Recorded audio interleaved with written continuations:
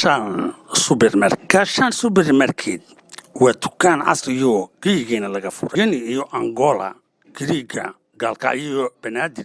Inta supermarket ka jira kan ugu sareeya weeyaan. Dhiga sheekada aan ku gorfeeye ganacsigaagu ha aado goor walbaba Kashan supermarket waxaad ka heli bagaash raashin sida sokorta, burka, bariiska, noocyadiisa kala duwan, baasto, inta nooc aad u baahan tahay, saliid, shopping noocaad u baahan tahay, waxaad ka heli barfuuno kala duwan, joodariyo, barkimo iyo shumac guryaha la dhigto. Waa Kashan supermarket kugu diyaara shaqaale shaqadooda u carbisan si wacanna kuu soo dhoweyn iyo qiimo ku raaligeliya. waana qiimaha iska suuqa weyn ee Bakaara kala xiriir telefoonada shaashada ku qoran. Wuxuu ku yaalaa degmada Hodan, xaafadda Sigaale, ka soo horjeedka masjidka weyn ee Xaaji Maxamuud Abgaalo.